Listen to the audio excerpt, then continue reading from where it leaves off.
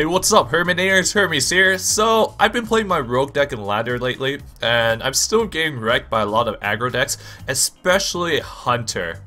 And I've been feeling quite salty, and I sort of given up with rogue for now because I really want to climb a rogue, but nobody actually lets me have fun with it. So I built this Paladin deck that's really anti-aggro, and I never lost to Hunter since. Actually, I lost one game out of like 14 games, so that's still pretty damn good in my opinion. So how did I ever figure out in building this deck? So one day I browsed through Hearthstone. There's this really popular Paladin deck called Nitrodin. I thought it had a really good concept because it's very tempo orientated, having a lot of control, and it heals tons too. Problem with that deck is that it runs a lot of gimmicky cards like Blessing of Wisdom and also Mad Bombers, and I thought that removing those cards, it would make it a really good deck and potentially a really good ladder deck as well. So I took out those cards and added a little bit of cards of my own, and as a result, I built a deck that's really good against Hunter and the other aggro matchups. So let's talk a little bit about the cards. We can control the board very efficiently due to equality, Wild Pyromancer, Coghammer, Muster for Battle, especially with its 1/4 weapon, Elder Peacekeeper, reducing the threat, Big Game Hunter, removing big threats, True Silver Champion, doing efficient removal, Consecration for AoE board clear, Hammer of Wrath, giving us a tempo play. I really love Hammer of Wrath is because it's a 2-for-1 most of the time, and it allows you to save resources like Consecration and True Silver Champion for something else. Let's say there was a Huffer on the board. Usually when you don't have Hammer of Wrath, you would possibly consecrate it, but since you have Hammer of Wrath now, you might as well use it on the Huffer and save Consecration for a bigger swarm. So Hammer of Wrath is really good and gives back a ton of value, especially it allows us to draw an extra card as well. Bomb Lubber is really similar to Hammer of Wrath because it allows us to save our resources and gives us a tempo play. We have Avenging Wrath here. I usually use this more of a control card than pushing for lethal, especially comboing with quality is like another Consecrate, so it's really good. You can, if you don't like Avenging Wrath, because I know some people don't like the RNG in it, you can swap this out for like a Pilot, Sky Golem, or Sylvanas, or any threatening 6-drop creature. Like even Boulder Fist Ogre is quite alright. As you can see, we have a lot of removals, which is the best thing about this deck. The second best thing is the healing. We heal so much that the aggro matchups will usually give up. The reason for that is because they don't have enough damage to take care of us before we take care of them. I'm running Holy Light because it's a clutch healing card because it only costs 2 mana and it allows us more room to play cards on the turn it's played. A lot of the time against aggro matchups, we live long enough till turn 5 to use Antique Healbot if we draw into it. And after we use Antique Healbot, we usually last long enough to use Lay on Hands, which also refills our hand. So one card you guys might think that why aren't we playing as the Quartermaster? The reason why we don't play Quartermaster is because it breaks a lot of tempo. Most of the time you have to wait for a lot of Silver Hand recruits on the board in order to play Quartermaster in order to get value out of it, or you wait for a Muster for Battle and then combo it with Quartermaster following up next turn. But let's say you don't have any Silver Hand recruits on the board, Quartermaster is pretty much a dead hand, and if you just play it 2-5 on the board, it's pretty much lost in tempo, so it's pretty shitty. Yes, Quartermaster is good against the control matchup, but it's not really good against the aggro matchup, so let's just say that. And we run a lot of good late game creatures to play against the control matchup, so we don't really need Quartermaster. We run cards like Dr. Boom, Trogzor, and Tyrion already, so which is more than enough to play against the control matchup. I might replace Trogzor with some other threat like Azera or Ragnaros, but that still needs testing, but for now Trogzor is actually a pretty good card in this deck. One of the cards I really underestimated is Faceless Manipulator. This is one of the best cards ever because once you Faceless one of your biggest threats like Dr. Boom, Trogzor, or even Tyrion, it literally secures a win for us, so which is a pretty sick damn card. So this is put your faith in the heals. So this deck is really good against aggro matchups and the control matchups as well, but that depends on how you play the deck. The reason for that is because if you waste your removals on meaningless minions against the control matchups without taking care of their threats, then you're pretty much gonna lose the game. I hope you guys like this deck and have as much fun as I do. And if you like this video, please like, comment, and subscribe because I'm gonna put out a lot more quality content on my YouTube channel since I'm almost hitting 1,000 subs, and you know what that means? I'm gonna do another giveaway, so stay tuned for that as well. And I'll see you guys on the gameplay videos. So, I've been playing against Hunter for days. This is probably my 20th match against a Hunter. So for the mulligans, I'll probably get rid of the True Silver Champion. The reason why is because I already have a cog hammer to do trading with. So I probably want something lower, a lower drop other than True Silver Champion. I probably want like a mini bot or muster for battle. Either one of those are good. I'm hoping to get one of those because it can do quite early trades for me.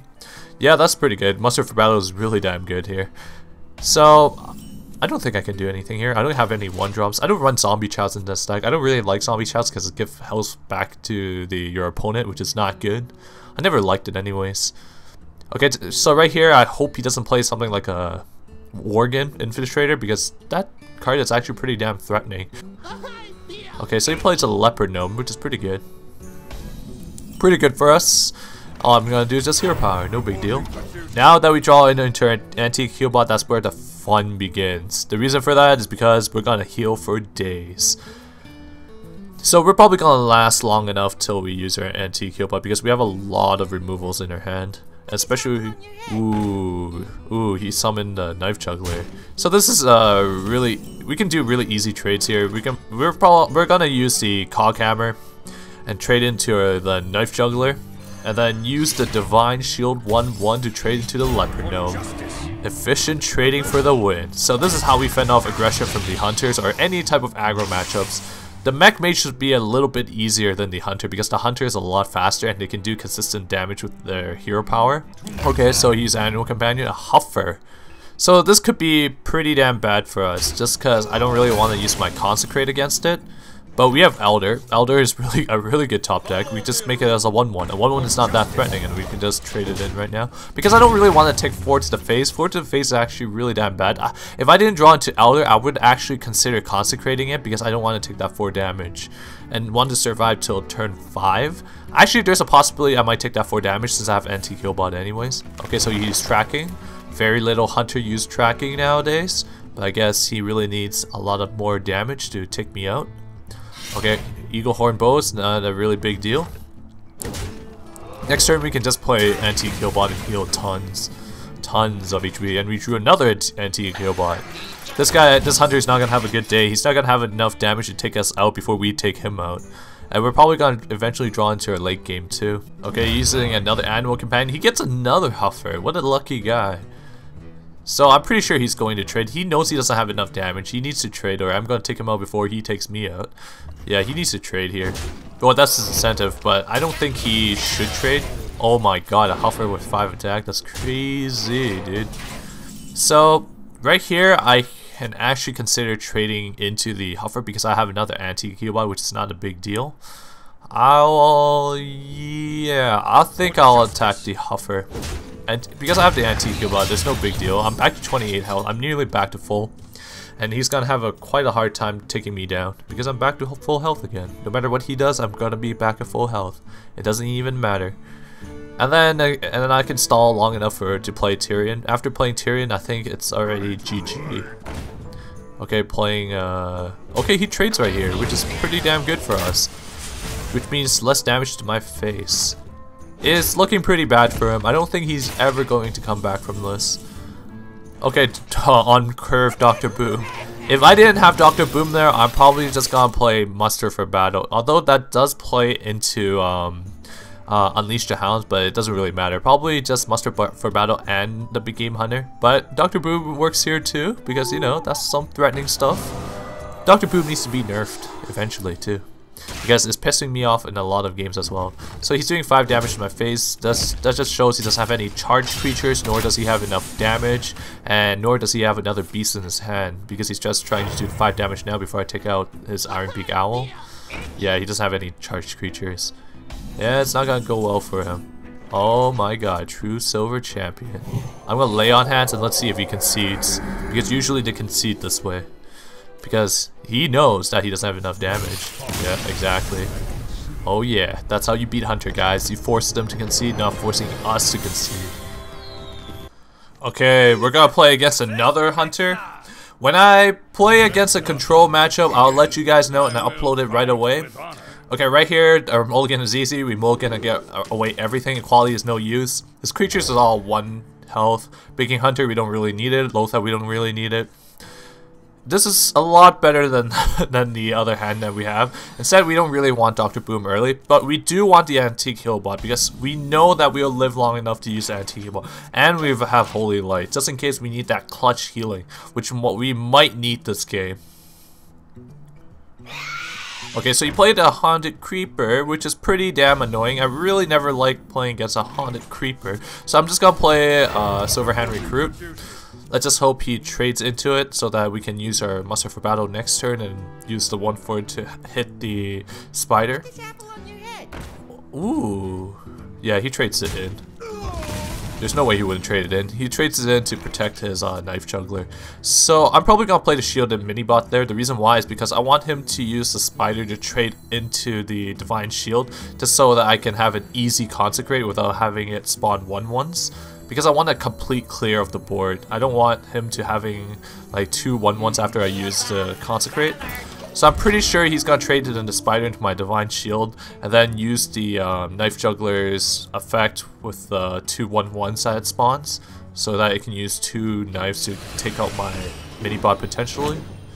Yeah, so and then he attacks into it and then I try to use the Knife Juggler's effect to kill it off and it does pretty well. Well, I hope the 2 knives hit my face, but it never happened. So I can easily just use a Consecrate here. The Shredder is not that important. Like, I can deal with that later, but I need to deal with the Knife Juggler now because the Knife Juggler is gonna kill me eventually. So yeah, so I'm just gonna leave the Shredder alone. I'll take the 4 damage to face. It's not a big deal. I have a lot of heal in my hand, so yeah. Okay, so you played a bow and a trap. This is probably explosive. I'm guessing it's explosive. It might not be, but we never know. So right here, we're just gonna get Muster for Battle and get rid of the Shredder. And let's see what it is. Ooh, Kinder Surprise, Snake Trap. So right here, I'd rather test for Snake's Trap than Explosive Trap. The reason for that is because I can actually consecrate his whole board. So this guy, if he's smart, then he'll trade off all my 1/1s with his 1/1s, unless he can do some real damage with his 1/1s, because then I'm just gonna easily just consecrate it out. So he plays another trap, and let's see what he's going to do. He plays a Knife Juggler, and holy shit, this is like consecrate worthy board. So he does trades here. When he trades like that, I think that is freezing rather than a explosive. The reason for that is because he doesn't want me to activate it so early. So obviously I'm going to consecrate this board no matter what. And then I'll possibly heal with Holy Light later, but consecrating is really important. And then I'm probably gonna use my weapon just in case if I'm wrong if that's a freezing trap or not. This is probably a freezing trap. Yeah, so it is a freezing trap. It can't be a snake trap. There's no way in hell it can be a snake trap. Actually, it could be, but if it's a snake trap, then I get outplayed pretty hard, but I'm pretty sure it's not.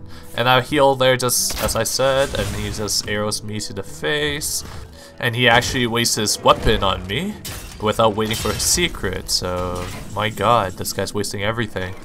Got to play the Antique Healbot here. Heal myself up. There's no need to play it quick and waste my resources. And I'm just gonna play another Silverhand Recruit.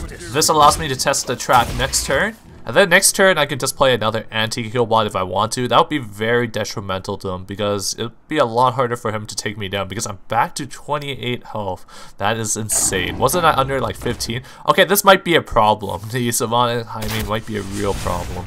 So I might want to play something other than the Antique Healbot this turn. Oh, Tyrion. Tyrion came just in time. If I didn't have Tyrion, I might as well play Dr. Boom. Okay, as we said before, this trap is a freezing trap. There's no way in hell it's a snake's trap. And we play Tyrion.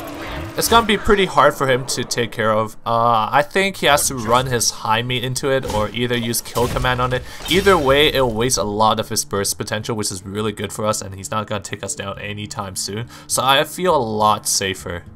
Okay, so he plays an animal companion. Oh, it's whatever that thing is called. Whatever it's called. It's Mika? Okay, whatever. And he does waste his kill command, but on my face instead. That is pretty damn nuts. Okay, so we have a pretty damn good turn here. So I'm probably gonna attack my Tyrion into it. Oh shit, I made a misplay here. I should have facelessed first. I forgot I had faceless in my hand. Oh man, this is what happens when my hand is overcrowded with shit. Well, yeah, I made a misplay here, but I'm probably gonna faceless it now because it's just as good to faceless it. And I'm gonna coin in another heal bond just so I survive another turn. Yeah, I made a mistake, so meh, so sad, so sad. Well, I don't think he can clear this board really easily, and especially when I heal for 8 more health. Yeah, that's exactly right. That's exactly right. You concede, man. You concede. Good stuff. Good stuff. I am farming hunters all day long. And if you like this video, please like, comment, and subscribe. And don't forget to check out my Facebook and also my Twitter to keep you guys updated with my future content. And I'll see you guys next time. Herminators, stay gold.